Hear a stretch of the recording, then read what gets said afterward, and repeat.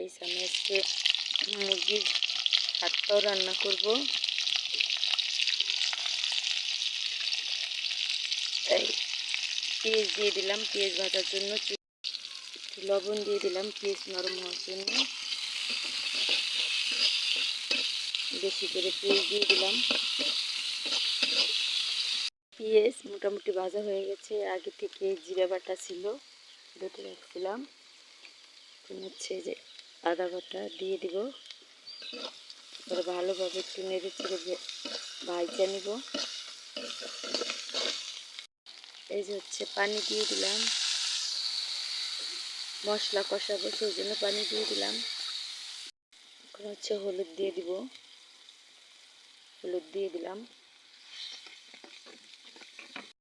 তারপর হচ্ছে মরিচের ফাঁকি দিয়ে দিলাম, পরিমাণ মতো সব কিছু দিয়ে দিলাম। এখন একটু ধনিয়ার ফাঁকি দিয়ে দিলাম পরিমাণ মতো। মশলা কষানো হয়ে গেছে গাইস, দেখুন হচ্ছে তেল ছেড়ে দিছে মশলা থেকে।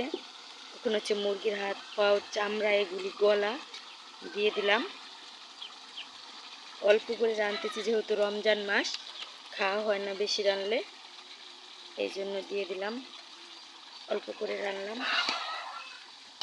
এখন একটু ভালো করে কষাবো গাইস। আজকে আমি লার্কির চুলায় রান্না করতেছি। সচরাচর আমি কম লার্কির চুলায় রান্না করি। তো গাইস, আমি কেমন রান্না করি অবশ্যই আপনারা কমেন্টে জানাবেন। যেহেতু ভুনা তরকারি, তার জন্য ছোট ছোট করে আলু কুটে দিয়ে দিলাম। তো গাইস, আমার তরকারির কালার কেমন আসছে অবশ্যই আপনারা কমেন্টে বলবেন। আর গাইস, আমার ভয়েসটা অবশ্য বেশি ভালো শোনা যাচ্ছে না, আমার ঠান্ডা লাগছে এই জন্য। তো আমার রান্নার মধ্যে যদি কোনো ভুল ত্রুটি থাকে অবশ্যই আপনারা কমেন্টে আমাকে জানাবেন। তো দেখতে থাকুন আমার তরকারি কেমন হয় রান্না, অবশ্যই আপনারা কমেন্টে জানাবেন। গাইস, মাংসের মশলা দিয়ে দিচ্ছি। আর একটু আগে দিলে বেশি ভালো হতো, অবশ্য আমার খেয়াল ছিল না মশলাটা দেওয়ার জন্য, তাই এখন দিয়ে দিলাম। দিয়ে ভালোভাবে নেড়ে চেড়ে নিলাম। প্রায় রান্না শেষ হয়ে আসছে। তো গাইস, আমার তরকারির কালার কেমন আসছে অবশ্যই আপনারা কমেন্টে জানাবেন।